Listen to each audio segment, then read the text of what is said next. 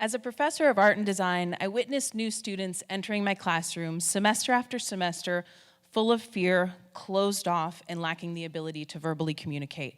It's like they're keeping their light hidden from myself and their peers.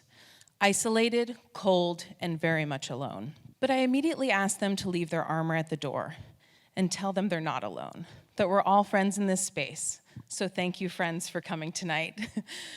See, my approach to teaching has become less about the technical skills of art and design and more about creating a safe space for students to connect with themselves and each other. I find without this safe space that students are unable to create, oftentimes paralyzed by this fear, and in turn unable to learn through doing. They've been conditioned to believe that they're constantly being judged by others around them and that they don't have the ability to succeed. It's heartbreaking. We're surrounded by constant comparison, and this is partially due to the unrealistic world that social media can create. So I often suggest meditation and mantras as a way to release these negative beliefs and thought patterns, to reprogram the mind. And in the first discussion, I asked students to share with me their fears about taking my course. But this is typed into a discussion on our portal behind a screen where many have lived nearly their whole lives. A much more comfortable place to communicate, safe. One student expressed, "I've never felt understood in any of my classes. I've always felt like the odd one out or the quiet one because time after time I've expressed myself and been rejected. I've shown myself and my vulnerability and remained unseen.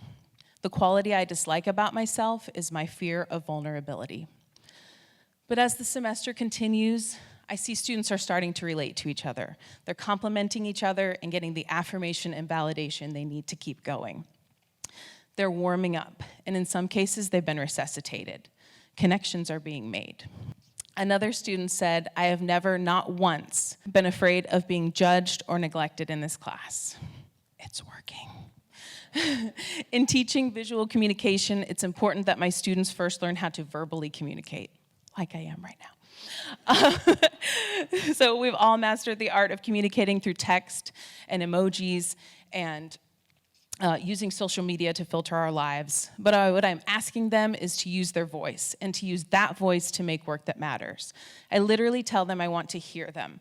I tell them to speak up and to speak more, loud and clear, to show more of themselves by filling in the blanks. One student expressed, "Recently, I've been wanting to speak up about my trauma. When I tell people about what I've gone through, it makes me feel like I'm not alone. By creating this art piece, I feel like I can finally express this part of myself that's been being held in." Strong human connection is one of our most basic human needs, right up there with food, water, and shelter. And when it's lacking, this leads to depression, anxiety, and loneliness.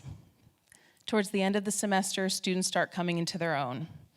I see that they're finally able to connect to each other, so I give them a project to visually communicate a personal story. And I'm constantly blown away by what they're willing to share verbally in their presentation and visually through their art. It's like they've been waiting for this opportunity to shine. One student said, "This art piece is the most important to me because it's the first time that I've ever been able to express this fundamental part of myself that's waited to be released. And my peers unknowingly contributed to this release by showing me that being human means you're real with real emotions and real feelings." Social belonging and connection is one of the most important things. And this reciprocated human connection that I see in my class is magical. And the stories they tell come alive with color in a way they never have before.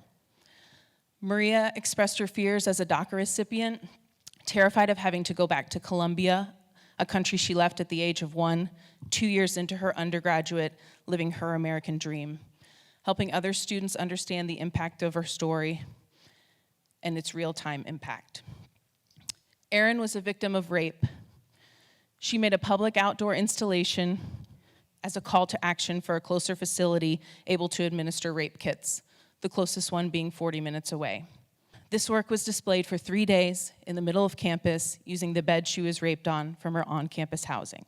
Isaac expressed his fears of never being the man that he should be in this world, that he was not fit for the task, a definition society had burdened him with. Prior to this, he hadn't come to school for an entire semester and lied to his parents about it because he was too afraid to be there, crippled by fear. But he came on this day, seldom, missing many days, and hardly finishing a project to tell his story. Shivering and shaking, crying so hard he could barely get his words out, when two male classmates came and stood by his side. One held his hand and the other rubbed his back to help him get through it. I can only hope that these are the people who continue to feel the need for connection wherever they go, and I invite you to do the same.